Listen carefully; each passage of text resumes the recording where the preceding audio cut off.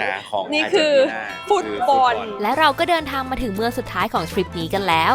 ทิ้งท้ายก่อนกลับไทยที่บัวโนสไอเรสเพชรจะพาไปชมเมืองที่หันไปทางไหนก็เจอแต่คนใส่เสื้อบอลเต็มไปหมดและไปตะลุยกินกันตั้งแต่เช้าจนถึงเย็นบอกเลยว่าเป็นเมืองที่ทั้งน่ารักอาหารอร่อยมันสนุกมากจนไม่อยากกลับไทยเลยมาที่นี่เจออีเวนต์ตลอดเลยอ่ะมีอีเวนต์ทุกที่ได้คอนเทนต์ตลอดจริงเมืองสุดท้ายของทริปอเมริกาใต้45วันนะคะบัวโนสไอเรสประเทศอาร์เจนตินาเมืองหลวงนั่นเองขอเริ่มเปิดคลิปด้วยวิวที่มันย้อนแสงนิดนึงเพราะว่าเรามีผู้บุกรุกมาเยือนนั่นก็คือน้องแมวคนนี้อ้าวไปไหนแล้วอะเขาเป็นแมวของห้องข้างๆเรานะคะแล้วทีนี้เราว่าเขาไม่อยู่อ่ะคือไม่มีคนมาตักทรายแมวแล้วอุจจาระน้องก็คือมันล้นออกมามากเลยแล้วเรารู้สึกว่าน้องผอมคือน้องได้กินอะไรหรือเปล่าน้องหิวใช่ไหมยังไงแต่ว่าให้เข้าไม่ได้อ่ะมันไม่ใช่บ้านเราคือน้องน่าจะหิวอ่ะทุกคนเดี๋ยวเราไปซื้ออาหารแมวให้เขากันดีกว่าคือเราก็เพิ่งกลับมาจากแอนตาร์กติกาเราก็เลยรู้สึกว่าเรายังไม่ได้แพลนอะไรมากสำหรับที่นี่เนาะร้านอาหารก็ยังไม่ได้จองแล้วก็ประกอบกับมันอินฟลชันสูงมากก็เลยยังคิดอยู่ว่าเราจะเมเนจการใช้เงินยังไงดีเช้านี้แล้วก็ทำมาม่าไก่กินทอดไข่หุงข้าวที่เหลือนะคะกินเท่าที่มีไปก่อนจะพาไปไหนบ้างคะรอบนี้ซิตี้ทัวร์แล้วก็มีฟู้ดทัวร์ใช่ไหมแล้วเราอยู่ในย่านที่เรียกว่าพาเลโมใช่เป็นย่านที่แบบว่าฮิปมากเป็นย่านที่คนมาเช็คเอาท์นิดนึงแต่ตอนนี้เราเพิ่งเช็คอินเรามาถึงเมื่อคืนประมาณตี 1แล้วก็อยากจะซักผ้าก็ซักไม่ได้เพราะว่าห้องซักผ้าเขาเปิด8 โมงเช้ากว่าโฮสจะเอาน้ำยาซักผ้าไม่คือ10 โมงเมื่อเช้าเพชรมีเดินสำรวจบ้างนะคะแถวนี้คือมีความคล้ายมิลานทำไมถึงคล้ายมิลานเรามีอินไซต์เมื่อก่อนเนี่ยอาร์เจนตินามันมีช่วงที่แบบเขาต้องการแรงงานเขาก็เลยไปคุยกับรัฐบาลอิตาลีถ้าเข้ามาแล้วมาทำฟาร์มเราให้แผ่นดินเลยเราให้ที่ดินแล้วไม่พอก็คือถ้ามีลูกเกิดที่นี่ก็คือลูกก็ได้สัญชาติอาร์เจนตินาด้วยเขาต้องเสียตังค์มานะเสียตังค์ซื้อตั๋วซื้อค่าเรืออะไรเงี้ยเพื่อมาก็เลยมีคนที่ย้ายมาจากอิตาลีเยอะมากก็ทุกวันนี้อยากจะกลับไปถึงพาสปอร์ตอิตาลีก็ยังมีสิทธิ์ที่จะทำแบบนั้นได้ในเมืองเลยเต็มไปด้วยกลิ่นอายของอิตาลีอะไรที่น่าสนใจดีค่ะเจลาโต้เต็มเมืองจริงไอติมทุกหัวมุมแล้วไอติมปิดตี 1นะก็คือตอนนี้เกือบเที่ยงเราเพิ่งเริ่มวันนะคะเดี๋ยวนั่งทำงานแป๊บหนึ่งเพิ่งซักผ้าเสร็จเพิ่งทำกับข้าวเสร็จก็เดี๋ยวออกไปตะลุยเมืองกันค่ะเฮ้ยคือแมวยังอยู่อ่ะแมวยังอยู่เขาหิวจริงๆอ่ะหรือเราควรไปซื้ออาหารแมวกลับมาให้เขาก่อนวะโอ้ตายเจอแบบนี้ไม่ต้องทำอะไรละวันนี้ A few moments later แมวรีวิววิสกัสกินไหม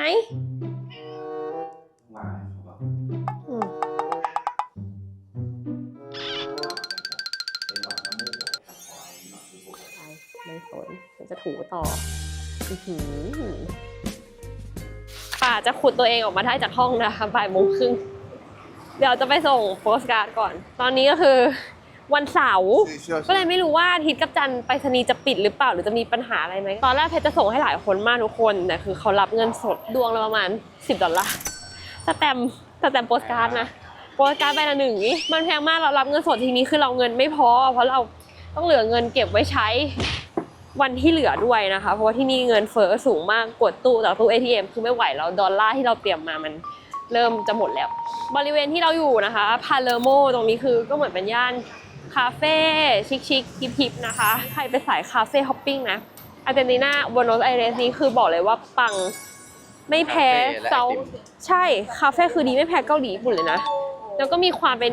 กลิ่นอายของอิตาเลียนผสมตามที่เล่าให้ฟังไปแล้วก็แถวนี้คือคนแต่งตัวฮิปมากเพชรชอบมากแต่พวกเรานี่ก็คือนี่คือชุดที่ดีที่สุดแล้วที่จะเข้าเมืองเฮ้ยเที่ยวมานานแค่ไหนทำไมหน้ามันแก่ขนาดนี้พยายามโบกครีมโบกทุกอย่างแล้วแต่มันได้แค่นี้จริงๆอากาศมันหลายอย่างมากกลับไทยไปค่อยทำหน้ามันที่สุดค่ะทริปนี้โอเคเดี๋ยวไปสนีกันก่อน I'm slipping away so don't let me go I'm all up in that love hate เบคอนชีสป่ะฮาร์มอนแฮมชีสโอ้ What would you recommend cheap I think it's good What is it it's cheese bread Oh cheese bread one Okay, one. The other one. Yes. yes จริงๆ เดี๋ยวเราก็จะไปกินอีกร้านนั้นเนี่ย แต่ว่ามันเป็นละชิมๆ เนาะ นี่โว้ ดีไหม หอมมาก ดีเลยนะ นุ่มๆ แล้วก็ชีสเค็มๆรสไม่จัดเกิน โอ้ยมันดีอย่าง เขาดูเขาห่อกระดาษ ห่อมาอย่างดี ค่ากระดาษก็เท่าไหร่แล้ววะโอ้โห มาอย่างดี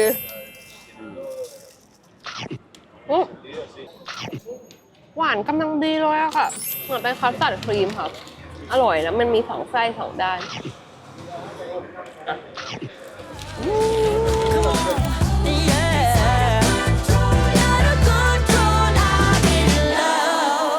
เมื่อมาถึงไปรษณีย์กลับพบว่ามีอันนี้ได้คิว63แต่คิวที่เขาลั่นอยู่ตอนนี้คือ31คนไปรษณีย์ทุกคนมาทำอะไรที่นี่กันวันนี้จ้ะไปทำอย่างอื่นได้ไหมไม่เอาแล้วใช่ไหมไม่ส่งแล้วตัดใจคือเป็นประเทศที่รู้สึกว่าไปรษณีย์นี่ทำไมมันวุ่นวายขนาดนี้นี่ทุกคนเราจะให้ดูว่าอาร์เจนเนี่ยคือเราก็จะเห็นคนใส่เสื้อทีมชาติอาร์เจนอะเยอะเลยนะคือเราก็ไม่ใช่แฟนบอลขนาดนั้นแต่เราก็ยังรู้จักเมสซี่นะทุกคนตอนนี้เจอคนใส่เสื้อทีมดำขาวเนี่ยเยอะมากทั้งร้านเลยถามคนนี้แล้วถามคนนี้แล้ว Black and white, not that. No. Botafogo, from Rio. Rio de Janeiro. Oh, you from Brazil? It's a final from Libertadores tomorrow. They're both black and white. I happen to see a lot of black and white. Yeah. Okay, thank you so much. เป็นทีมจากริโอนะครับ แข่งพรุ่งนี้ ใช่วันนี้เขาก็เลยมาเชียร์แหละ ส่วนเราทีมพาตาโกเนียรันนิ่งค่ะ ใช่ มาเดี๋ยวไปคาเฟ่กันดีกว่าอ่ะ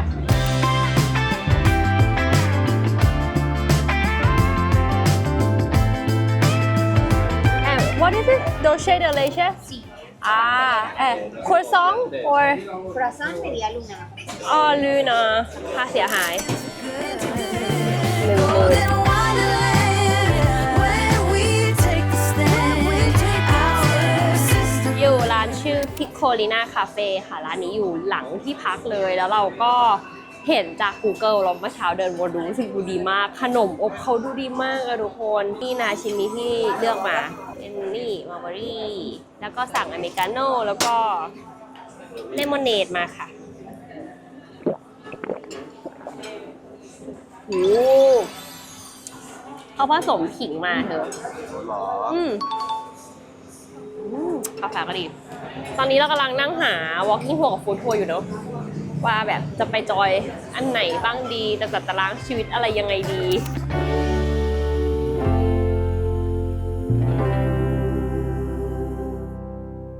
A few moments later. นั่งมาประมาณชั่วโมงกว่า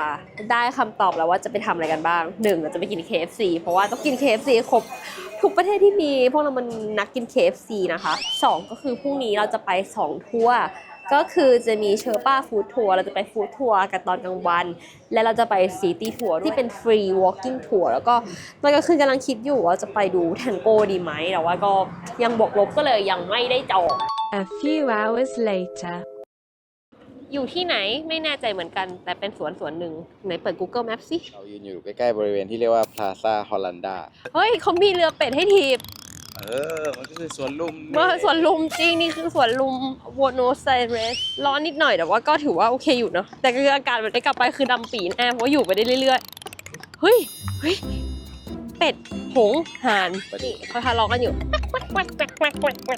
ขึ้นกลางนี้ขึ้นแล้วแบบขึ้นเธอแล้วดู3คนนี้เขาปิกนิกอยู่แล้วก็คือน้องคือเหมือนมาล้อมรอบอะ Let me tell you this, let me tell you right now, your exquisite kiss still burning. เย็นวันศุกร์ คนก็เริ่มมาวิ่งปั่นจักรยานมาเดินนะคะมีร้านอาหารตรงนี้ด้วยเป็นเหมือนร้านเบียร์นะเผ็ดว่าแถวนี้เราก็มานั่งชิวๆกันวันนี้อากาศดีพอนั่งในร่มนี้คือแบบฟินมาก A few moments later. ค่ำคืนยังไม่จบเพราะว่าที่นี่ร้านไอศครีมปิดดึกมากค่ะปิดเที่ยงคืนตี 1ตอนนี้ประมาณ4 ทุ่มก็เลยเดินออกมากินไอติมจากบ้านคือแถวพาราโมนี่มันดีมากของดีๆของอร่อยมันอยู่แถวนี้หมดเลยนะคะร้านที่เลือกมาจิ้มมาจาก Google Map คือมันเยอะมากดูว่าโง่เฮงดูดีโอปราโดฟลอริดา โดเช่เดลเช่นี้ทุกที่จริงๆในอาร์เจนนะคะ เป็นเหมือน ไม่ตั้ง อิน แต่ กรีเดียนหลักคือเขามีเหมือนเค้กไอติมด้วยกาเซียสอ๋อเป็นโลโก้ร้านกาเซียสจ่ายเงินแล้วได้เวลามาเลือกรสชาติไอศครีมกัน Is there any flavor special for today? Cashew nuts, blueberries with cassis. เหมือนซีซั่นนี้จะเป็นผลไม้เป็นหลักอะ Cashew nut, strawberry, blueberries. Can we try one more or? Yeah, thank you. Okay, so it's gonna go with this and vanilla.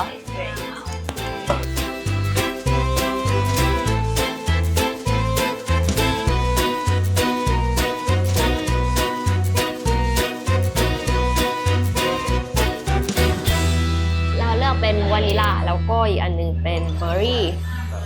ชื่นใจเลยอะ ใช่แล้วเหมือนมีใส่เลมอนใส่ขิงด้วยหลายอย่างมิกซ์กันแล้วก็ได้2ท็อปปิ้งนะ ซีซอสวานิลากับช็อกโกแลต แต่ราคารุนแรงมาก 8,000 ช็อกไปกินที่อื่นยัง 4,000 เลยเนาะนี่ว่าวานิลาโคตรอร่อยอ่ะรู้เลยว่าโหเฮงมันได้ เดี๋ยวเจอกันพรุ่งนี้ฟู้ดทัวร์ 10:30 ป่ะ ทัวร์3 ชั่วโมงครึ่งแล้วเราก็จะไปดูบอล เปลี่ยนแผนนิดหน่อยพรุ่งนี้บอลนัดชิง ตอนแรกว่าจะซื้อตั๋วเข้าไปดูกดไปกดมาคนละ 5,000 ก็เลยแบบขอคิดนิดนึงก่อนไปเอาบรรยากาศก่อนก็ได้เนอะบายวันนี้ บายบายไปพร้อมกับไอติม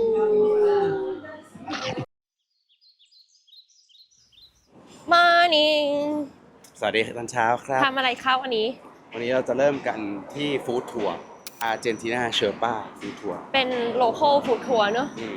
เขามี2ออปชันแบบธรรมดากับแบบพรีเมียมเราเลือกแบบธรรมดาเพราะว่าเขาคิดว่าธรรมดาก็กินเยอะแล้ว ใช่แล้วก็มีอีกหนึ่งเหตุผล เพราะเราคิดว่าเราจะทำแบงคอกฟู้ดทัวร์บายไปโดนกัน ให้เพื่อนๆต่างชาติอะได้มาแล้วแบบฉบับของไปโดนในลิสต์ของเพชรร้านโลคอลที่เพชรชอบย่านที่เพชรชอบไป เราครีเอทมูดขึ้นมาใหม่เนาะก็เลยรู้สึกว่าโอเคเราต้องมา explore ฟู้ดทัวร์ประเทศต่างๆ ที่เราได้มาเที่ยวกับ Stay tuned กันนะคะ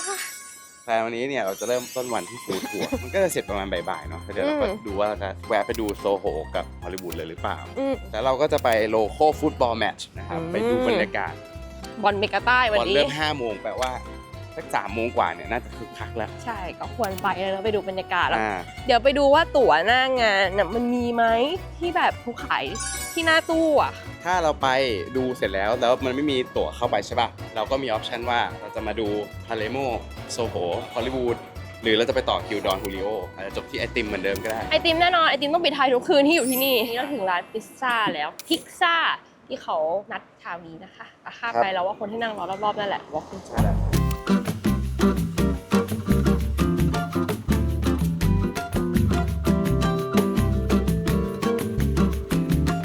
นี่นะคะพิซซ่า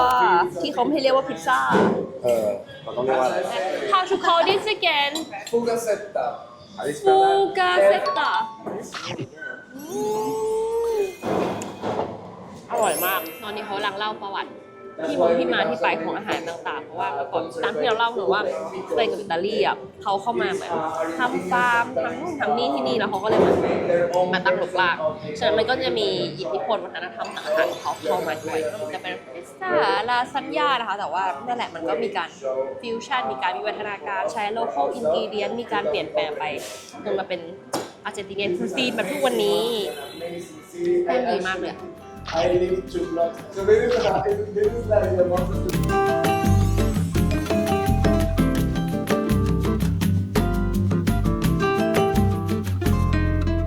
ถึงเวลาของเอ็มปานาดาสแล้วเขาบอกว่าเอาไปทอดก่อนนะคะ แล้วเขาก็ต้องไปอบนิดนึงที่มันมีกลิ่นสโมกก็จะมีเป็นเนื้อมีไข่เนาะที่เห็นแล้วก็มีผักผัดรวมกัน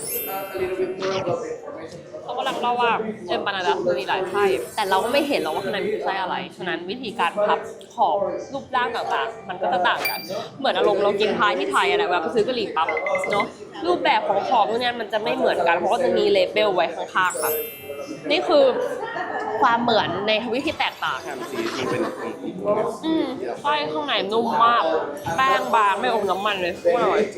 ตอนนี้เรากำลังจะไปร้านที่2กันนะคะหลังจากกินแป้งโหลดคาร์บไปตั้งแต่เช้าเลยซึ่งเมื่อกี้ไกด์เขาก็เราเพิ่มว่าอาร์เจนตินาเนี่ยเขาไม่กินข้าวเช้ากันเพราะเขาเริ่มวันกันสาย เขาก็จะกินมาเต้บางทีเราเห็นทุกที่เลยซะมากกว่าเราก็ค่อยกินมื้อหนักๆทีหลังนะคะมันไม่ค่อยมีแบบเบรกฟาสต์อะไรมากหรอกแต่อย่างเมื่อวานที่เราเดินดูมันก็จะมีพวกขนมปังและขนมอบชิ้นเล็กๆเนอะกินแบบพอกรุบกริบกับกาแฟยามเช้าค่ะ But they're gonna keep all the details. Every place that you put your eyes, you're gonna find rooftops, you're gonna find Parisian ornaments. Open your eyes. You're gonna see a lot of things cool. If some of you want to try a little bit of Spanish, this is me. And it says Spanish lessons. Spanish lesson ไม่ได้แค่อธิบายแค่ของกินนะก็อธิบายเรื่องของตึกราบ้านช่องนู่นนี่นั่นว่าสามารถเพ้นสีนู่นนี่นั่นได้ตามใจชอบแบบตึกข้างๆเป็นแบบ LGBT เขาก็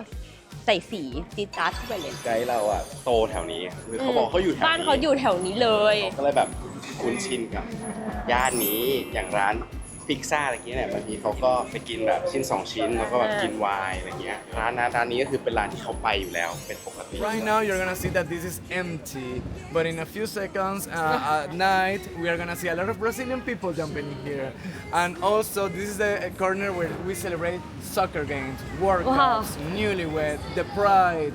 everything. We celebrate everything in this very old floor that we're gonna visit today. The name is Rebellion. They open their kitchens to make new versions of antique recipes, okay? So we're gonna try staples and comfort food made by them. Just say you wanna, just say you wanna, come out tonight. เครื่องดื่มมาแล้วนะคะเขาบอกว่าเนี้ยมันจะเป็นเหมือนนี่เหล้าผสมผลไม้กินเหมือนแบบ refreshing Family and friends gathering. What do you say in Argentina? Chin chin. ชิมชิน Oh, okay. It's all blended and it's something. This is omelette No, it's tortilla. อ๋อ tortilla Yes. ให้ชิมแล้วนะคะบอกว่าคนอาร์เจนตินาขี้เกียจทำค่ะ Guys, very well with the Good. tortilla. Wow the mushroom Yeah, good. it tastes different I think because of the oil lemon and chili ไอตัว tortilla เหมือนไข่เจียวอ่ะเหมือนไข่เจียวไปเลยคนอาร์เจนเขาจะไม่ค่อยชอบทำสลัดหรือชอบทำผักเท่าไหร่ก็เลยจะทำเป็นเมนูง่ายๆพวกเผ็ดอะไรพวกนี้แล้วนี้ดีมากเลยอ่ะ Oh interesting thank you อันนี้เป็นเนื้อทอดนะคะคล้ายๆชนิตเซลนิตเซลจะเป็นแป้งทอดกรอบธรรมดาเนอะอันนี้เหมือนเขาจะใส่พวกเกรนต่างๆเข้าไปด้วยบีบเลมอนลงไป Some bases or something like that. อืม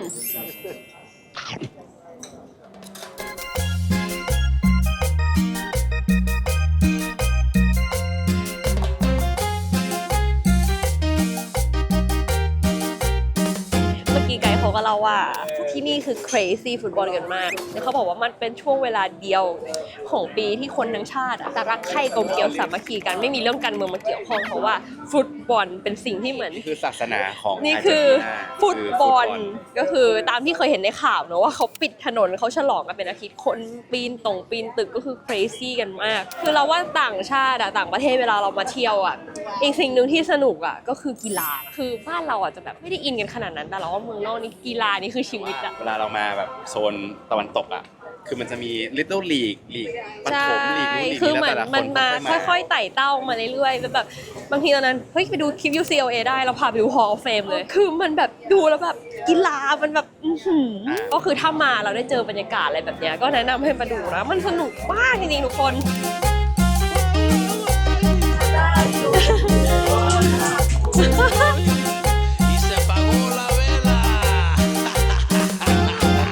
I'm gonna explain you this little guy over here, okay? This is a picture of the jar made with the penguin. At some point, wine was very expensive to keep or to maintain in vasos. The bottling was too expensive in some point of the history of this country. So we had in those moments a huge glass vase that we call damajuana.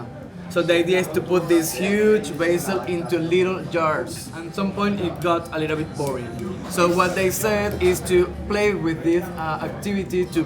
to pass the wine from this huge basil to something more easy to spread, to pour in our tables. Nowadays, this is one of the most beautiful and funny and iconic things to spread wine. วิธีทำแซนด์วิชแบบอาร์เจนตินาโชริบานโชริก็คือโชริโซไส้กรอกบานก็คือขนมปังบอกว่าให้เอา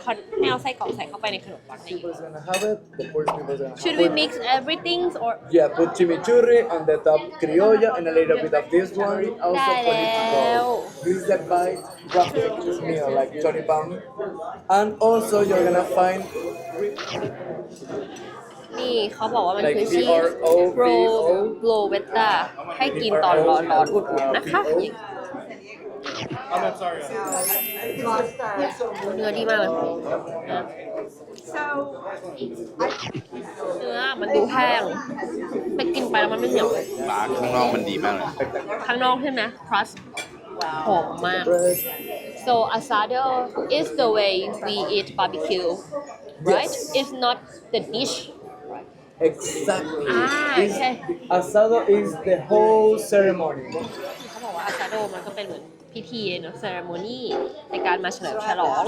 คือคนที่ทำเนี่ยเขาก็จะไปซื้อเนื้อซื้อเป็นตัวครึ่งตัวหรือเป็นควอเตอร์แล้วก็มาท One of the best. ำค่อยๆทำตั้งแต่เช้าไปจนถึงตอนบ่ายค่อยๆกินค่อยๆฉลองนะคะ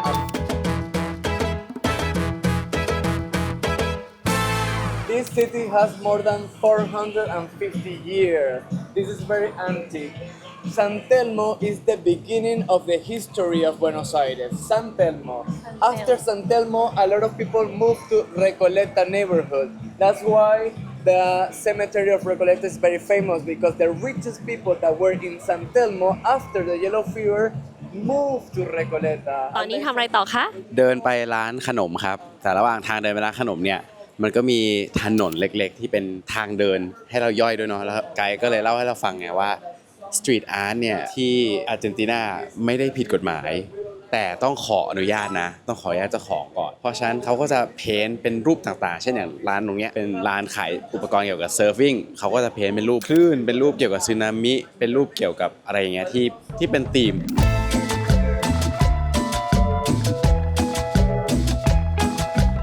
ช่วงที่เหมือนมีความไม่สงบเกิดขึ้นแล้วก็แบบมีคนหายตัวไปเด็กๆหลายคนหายตัวไปพ่อแม่หาไม่เจอเขาก็เลยมาเพ้นท์แสดงออกถึงความรู้สึกว่าเด็กพวกเนี้ยคือเขาใส่ชุดเด็กอยู่แต่ตอนนี้เขาคงโตแล้วแต่ก็ยังหาไม่เจอ ก็คือเขาเตรียมไปเชียร์กันแล้วนะคะเนี่ยทั้งเมืองแล้วตอนนี้มีธงด้วยนะคะตรงนี้เรียกว่าอะไรนะ พาซาเซราโนคือจุดใจกลางของโซน พาเลโม ย่าน เลย พาเลโม ดีมาร์เก็ตรอบๆเลยนะคะซันเดย์มาร์เก็ตเขาพาแวะร้านช็อกโกแลตอันนี้นะคะลาพิโนชาเขาบอกว่ากลุ่มเราน่ารักเขาก็เลยจะแวะให้ You're gonna see that this sweet treat that you're gonna try is not over sugar. It has something very national that is called marroc. Okay?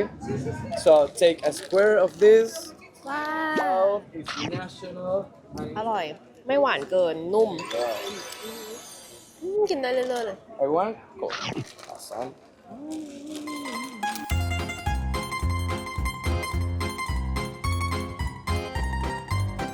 สต็อปสุดท้ายจบด้วยเจลาโต้เขาบอกว่าคนที่นี่ไม่กินไอศครีมเขากินเจลาโต้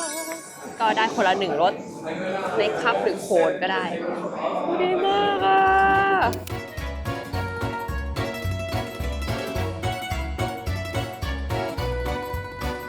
อร่อยอ่ะอันนี้ตอนเธอเอาโดเช่เดเลเช่นี่มันเหมือนเป็น national dessert ของเขาเลยนะมันเหมือนเป็นคาราเมลเนาะอยู่ในทุกอย่างมันอยู่ในทุกอย่างจริงๆ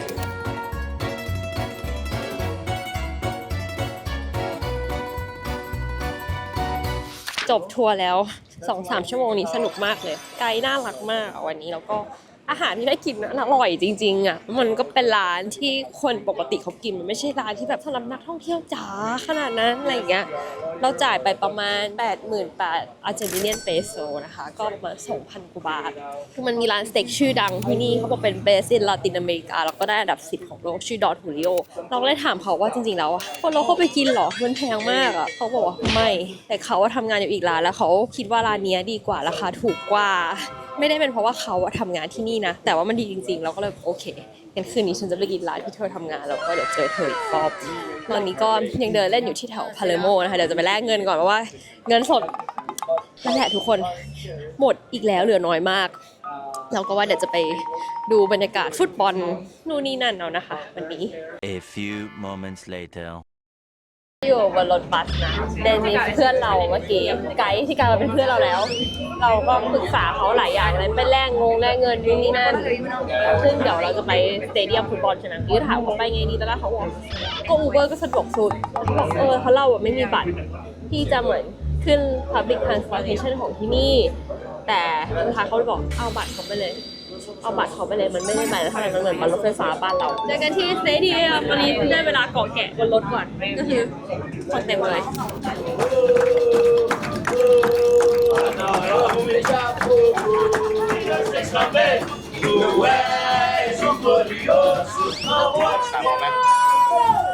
มันดูออกมาเป็น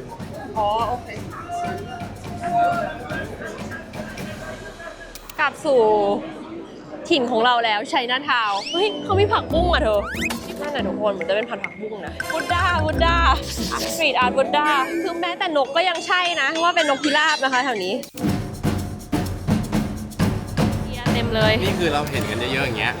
อีก1 กิโลนะจะถึง โอ้โห สนามบอล คืนกันมาก โอ้โหคือตำรวจนี่คือแบบ วาระแห่งประเทศนี่ประชากรบราซิลกี่เปอร์เซ็นต์มาอยู่ที่อาร์เจนเนี่ยวันนี้ไม่มีอะไรแล้วแม้เพราะว่าเราเข้าไม่ได้เนาะ ใช่ ดูที่กั้นดิโอ้โห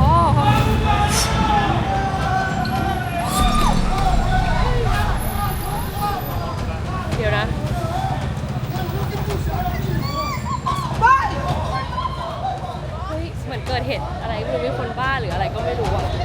ใช่ป่ะโดนตำรวจจับไปแล้วตอนนี้เราเดินอยู่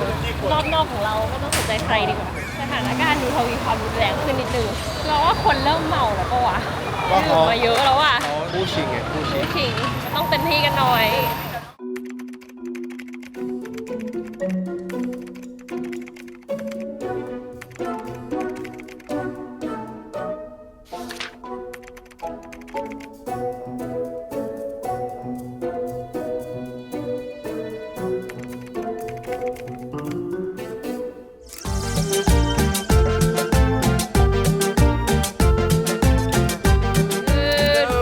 How are you? I'm hungry. How was the game? We just outside. We cannot get You don't in have the because tickets. we Really? have ticket.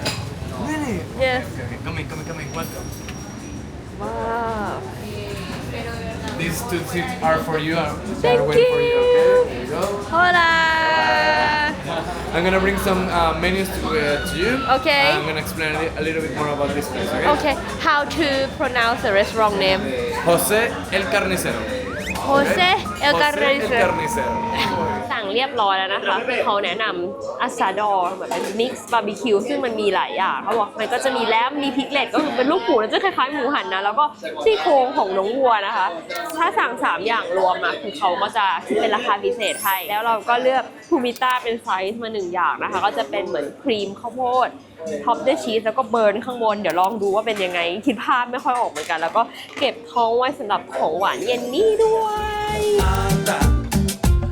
มีเอ็มปานาดามาให้นะคะแต่ว่ามาเป็นแกะซึ่งเห็นไม่กินแกะเขาเลยบอกลองชิมดูก่อน ดมดูกันนะ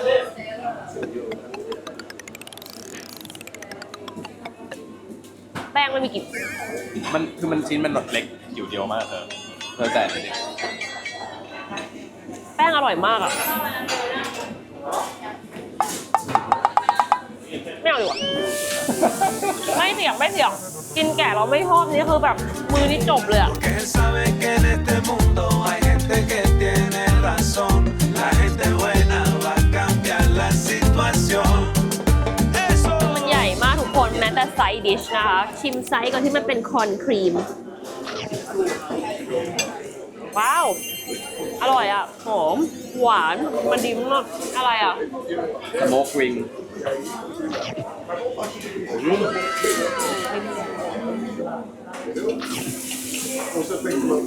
เหมือนมีความแบบมีกรึบๆของเทนดอนให้เราได้เคี้ยวบ้าง แต่ว่าเนื้อมันฉ่ำแล้วก็หอ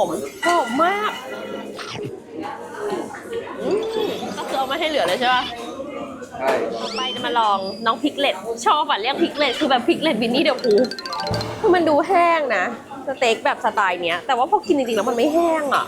คือนะโคตรนุ่มแบบละลายเลยอ่ะ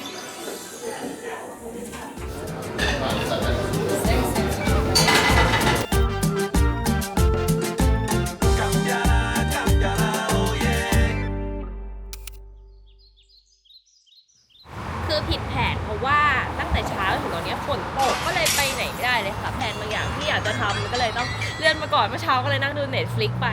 ตอนนี้ก็เลยมาแถวดาวน์ทาวน์แล้วแถวเมืองเก่าเพราะว่าเรามีนัด free walking tour ไว้แต่มาถึงก็ฝนตกแล้วว่าอาทิตย์เมืองมันก็จะเหงาๆหน่อย เดี๋ยวเราเดินทัวร์นี้เสร็จเราก็จะไปตลาดซานเตลโมแล้วก็ดูแทงโก้เสร็จแล้วค่อยกลับไปกินข้าว โอเคคนเยอะมากมาถึงแล้วนะคะ walking tour เป็น free walking tour นะนี้ก็คือก็ต้องให้ทิปไกด์เขานะคะทัวร์เริ่มแล้วมีภาษาอังกฤษกับภาษาสเปนโอเคอังกฤษเป็นกลุ่มทัวร์ที่ใหญ่มากจริงแล้วก็น่าจะแบบ60 อัพสัดส่วนมากคือเวลาหา walking tour ก็พิมพ์ไปเลยชื่อเมือง free walking tour ใน Google ขึ้นมาเลยทันที อาร์เจนตินาเนี่ยเหมือนมีนิคเนมหรือตอนนั้นตั้งใจอยากจะให้เป็นปารีสของเซาท์อเมริกาเราก็จะเห็นกลิ่นอายของปารีสอยู่ในนี้บ้าง เมื่อก่อนเมืองนี้มันไม่มีอะไรเลยค่อนข้างเป็นเมืองที่ยากจนเนาะเป็นเหมือนเมืองที่สเปนเขามาล่าอาณานิคมแล้วก็เหมือนเป็นจุดสิ้นสุดของอาณานิคมของเขาเพราะว่าถัดไปจากนี้ก็คือบราซิลที่โปรตุเกสเขายึด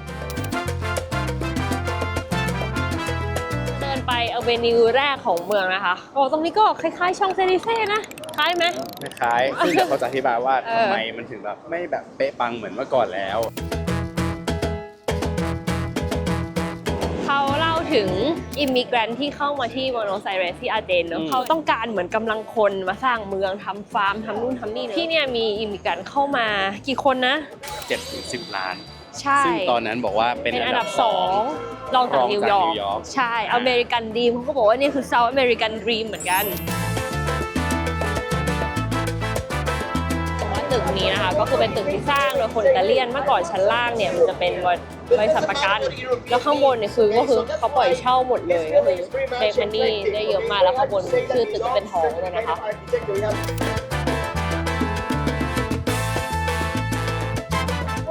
อเวนิวที่เรายืนอยู่ตรงนี้นะคะที่แบบเป็น First Avenue เขาบอกว่าเป็นอเวนิวที่กว้างที่สุดในโลกแต่เราเห็นกันแล้วก็รู้สึกว่าเกาหลีมันกว้างกว่าอีกนะ110 เมตรเขาจะให้ข้ามเขาเลยบอกป่ะเราข้ามอเวนิวที่กว้างที่สุดในโลกกันดีกว่าไอ้ค่ะข้ามอเวนิวที่กว้างที่สุดค่ะ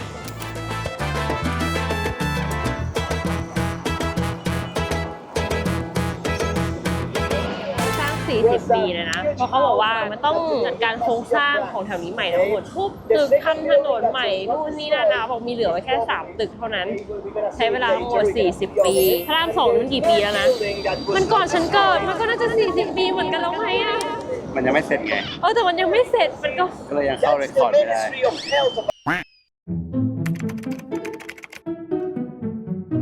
เปลี่ยนย่านแล้วมาอยู่ที่ซานเตียโกใช่ปะใช่จะเป็นย่านที่เขาบอกว่ามีของแอนทีคเยอะมากแล้วก็โดยเฉพาะวันอาทิตย์เนี่ยจะคึกคืนเป็นพิเศษที่เขาบอกว่าเป็นทางโก้มีมาเต้นคือที่นี่ได้ไหมอ่ะก็บริเวณนี้แต่ว่าน่าจะเป็นโซนร้านอาหารแบบให้นั่งชิลนี่เนาะใช่เข้าไปโดนโจมตีจากคุณป้า1 ท่านที่ไม่คุยกันไม่รู้เรื่องแต่ก็ยังอยากจะคุย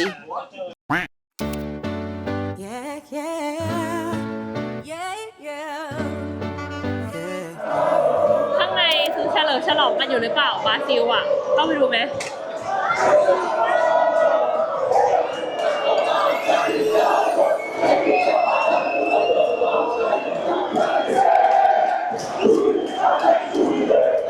คนเยอะมากค่ะเป็นวันอาทิตย์ในตลาดที่คนเยอะมากเขาก็มาฉลองแชมป์กันในนี้ด้วยอีก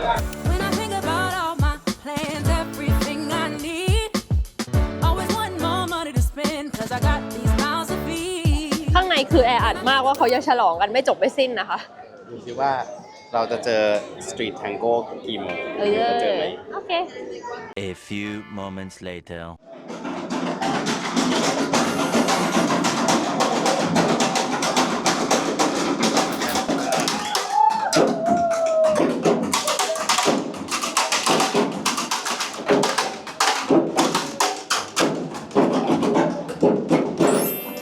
นะฮันจามาอู้โนเอ้ยคันสดๆนะจ๊ะนี่ก็คือโคมปืดเครื่องดูสะอาดมากอู้หู How much 4,000 ทุกคนนี่คือความสุขเรียบๆง่ายๆ ของเพชรในแต่ละวันก็คือการได้กินน้ำส้มคั้นสด แล้ววันนี้เขาขายไปกี่ถุง Cheers ดูผลประกอบการของคุณ นี่คือที่คุณลุงขายไปถุงนี้นะคะ ที่คุณลุงขายไป ก็ยังเหลืออีกนิดหน่อยใกล้หมดคันรถแล้ว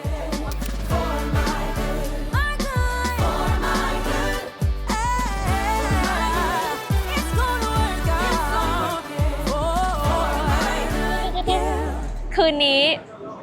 กินอีกร้านที่เดนิสจองให้ ใช่ นีโนกาโดเมื่อวานเหมือนเดินผ่านมาแล้วเขาก็เลยพาเราเข้าไปดูเพราะเป็นร้านที่เขาเคยทำงานเขาบอกร้านเนี้ยมันมีความฟิวชั่นเอาเอเชียนเข้ามา เชียนในที่นี้เนี่ยคือหลายชาติด้วยนะ ญี่ คือจะ ปุ่ มี น โซนที่แบบ ก็มี เป็นญี่ปุ่นโต๊ะก็จะเตี้ยลงมานิดนึง ใช่ มีโซนที่เป็นบาร์มีโซนที่ดูจีนอะไรอย่าง ใช่ งี้ แล้วก็มีเอาดอด้วย อืม ร้านนี้ได้มิชลินไกด์ปีละปีนี้เลยอ่ะ ใช่ ก็ ปี เลยแบบ 2024 แม้ว่าพรุ่งนี้จะกลับบ้านแล้วก็ตามก็แบบคิดถึงรสชาติแบบนี้มากทุกคน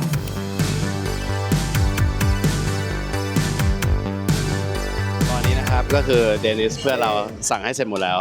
What did we order? Gattusando, also a spicy fried rice, and 2 mocktails for you that you're gonna try, made with pineapple and mango. อร่อยนะ สดชื่น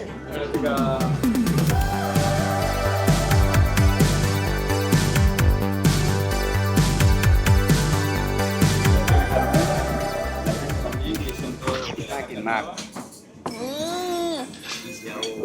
ยำมีจะมีกลิ่นวาซาบิแต่ว่ามันไม่แรงเลย ดีมาก ดี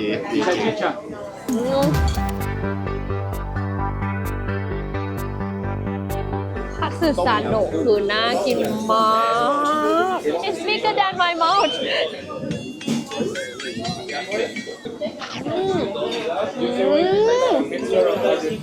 แต่เนื้อนุ่มมากเลยอ่ะ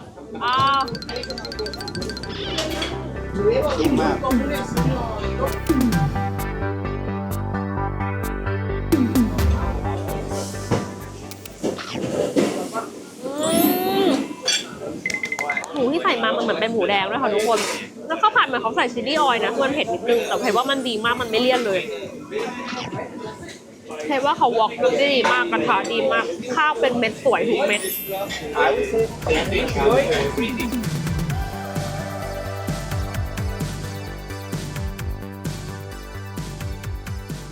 Me está dando. Oi.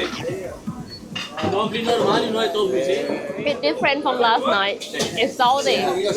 มันมีได้ความเค็มจากของมิโซะนะคะมันเป็นไม่เลี่ยนอ่ะ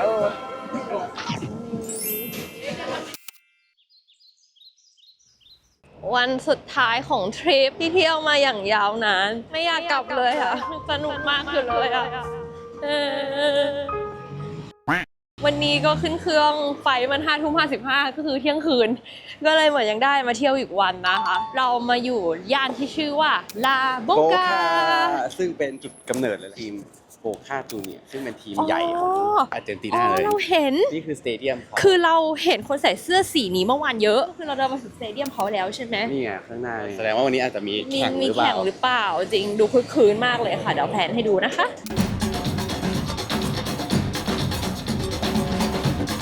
คือย่านเนี้ยนะครับเราจะเห็นแบงค์เน็ตหรือว่าเห็นอะไรที่เป็นแทงโก้ค่อนข้างเยอะแล้วก็มีมิวเซียมที่เกี่ยวกับแทงโก้ด้วยเป็นจุดกำเนิดของการเต้นแทงโก้ก็ว่าได้โอ้นี่ไงมิวเซียมทีมบอลอันนี้ให้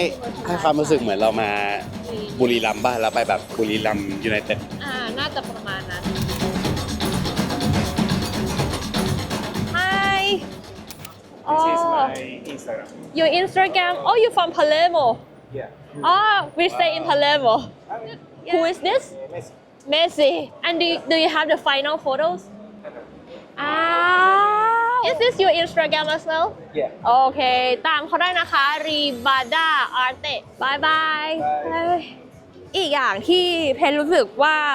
มาเที่ยวทวีปนี้แล้วมันสนุกนะ คือคนเขาไนซ์มากเฟรนลี่มาก คนที่นี่คือพอเห็นกล้องก็คือฉันขอเข้ากล้องเธอด้วย ฉันอยากมีส่วนร่วมอ่ะ คือมันน่ารักมากทุกคน มาถึงดงสีสันแล้วค่ะ นี่ก็คือทุกที่นะคะบอกแล้วว่า ต้องเป็นมาราโดน่าแล้วก็เมสซี่ค่ะ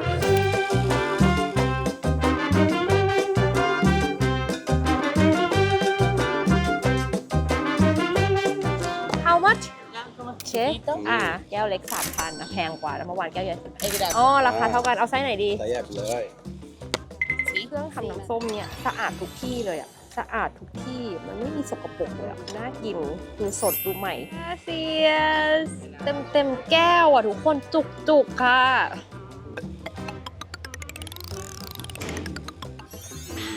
ไม่ให้น้ำส้มที่แบบหนูพูดคำเดียวหมดอะน้องหมาแก๊งนี้ที่เมื่อกี้เราเห็นนะคือเขาเหมือนมีเชลเตอร์อยู่เขาก็แบบให้เราเหมือนช่วยโดเนทเงินแล้วถ่ายรูปกับน้องหมาเขา 5,000 ถือว่าเราทำบุญวันเกิดเราละกันใกล้จะวันเกิดเราแล้วสิเซลสิเบนทู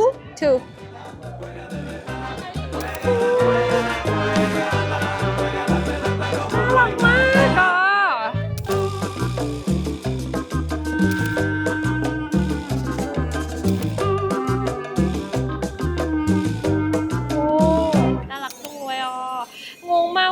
ที่นี่ที่เขาทิ้งนี่คือหมาพันธุ์ดีๆทั้งนั้นน่ะหรือที่นี่มันถูกเนี่ยพวกโกลเด้นไซบีเรียนลาบราดอร์พันธุ์ดีๆทั้งนั้นพุดเดิ้ลชิสุมีหมดโอเคกินข้าวกันเรามากินโชลิปังกันค่ะเป็นเหมือนขนมปังแล้วก็เป็นไส้กรอกไงโชลิปังเหมือนที่วันนั้นเราได้ลองกินอันเล็กๆเนาะ อร่อยนะเดี๋ยวป้าหิว ใหญ่มากย้ายมาย่านริโคเลต้าแล้วค่ะย่านนี้ก็เหมือนเป็นย่านคนรวยของคนบัวโนสไอเรสนะคะโดยมีไฮไลท์ก็คือสุสานที่บ้านเราหรือหลายๆที่จะทำแบบเรียบๆง่ายๆใช่ไหมแต่ที่นี่สุสานเนี่ยหลุมฝังศพเนี่ยมันคือการโชว์ความมั่งคั่งของเขาเวอร์วังอลังการกันมากสุสานที่เลยกลายเป็นที่ท่องเที่ยวเสียตังค์นะ เสียตังค์อยากจะเข้าได้ไหมแบบมันจะคุ้มค่าเวลาหรือเปล่าอะ16 US ดอลลาร์ที่เขาเขียนไว้ในรีวิวตอนนี้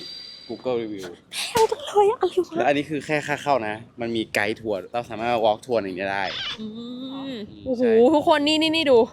คือนี่คือประตูทางเข้าสุสานนะจ๊ะแต่เขาไม่ให้ฟิล์มข้างในเนาะอาจจะถ่ายรูปได้ป่ะแต่เป็นเรื่องของให้ความเคารพใช่แล้วก็พอเขาเก็บตังค์แหละถ้าดูจากในเน็ตได้หมดเขาคงไม่มีคนอยากเข้าหรือเปล่าจะเข้าไหมเข้าไปดูได้นะโอเคก็อาจจะถ่ายรูปแค่กลุ่มหยิบก็พอนะเดี๋ยวแปะให้ดูดีกว่าโอเค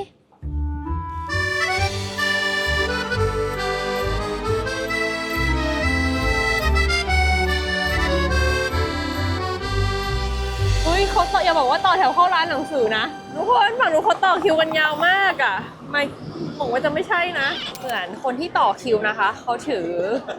เหมือนแผ่นไวนิลอ่ะของสักวงอยู่อ่ะใครก็ไม่รู้เหมือนกันไม่แน่ใจน่าจะแบบเป็นอีเวนต์แจกลายเซ็นเปล่าอ่ะมีแอนด์กรีดอ่ะมาที่นี่เจออีเวนต์ตลอดเลยอ่ะมีอีเวนต์ทุกที่ได้คอนเทนต์ตลอดจริงแถวก็คือยังต่อขึ้นไปข้างบนอีกไม่หยุดไม่หย่อนโอ้โหสุดยอดมาถึงก็คือโซนแฮร์รี่พอตเตอร์เลยอะแต่ว่า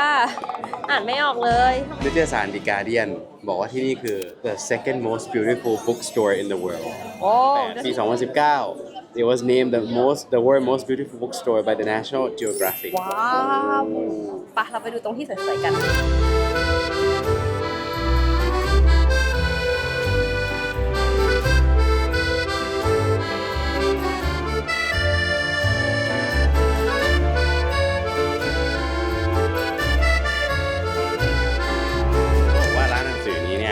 เปิดทำการเป็นโรงละครเป็นเธียเตอร์ตั้งแต่ปี 1919 ยังไม่เกิดเลยก็คือ100 กับ 5 ปีแล้วอ่ะ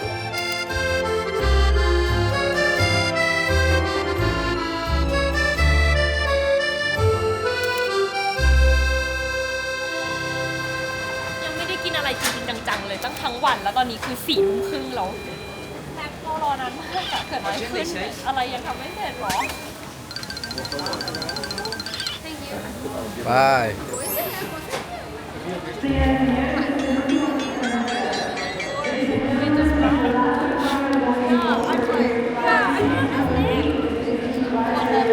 finished the whole Sunday and the burger just came. A few moments later. บายบายอเมริกาใต้ โอ้บายบายอเมริกาใต้ I will miss you สภาพก็คือตลับแล้วกินแม็กอิ่มแล้ว เจอกันที่เมืองไทย เดี๋ยวจะมีคลิปรีแคปทริปนี้ให้ทุกคนฟังด้วย ใครมีคำถามอะไรก็พิมพ์มาได้นะ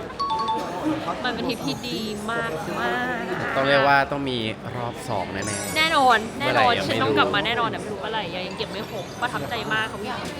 โอเคเรากลับมาถ้าเรามาประเทศเดิมเราจะแวะทักทายเพื่อนๆเรานะครับ ใช่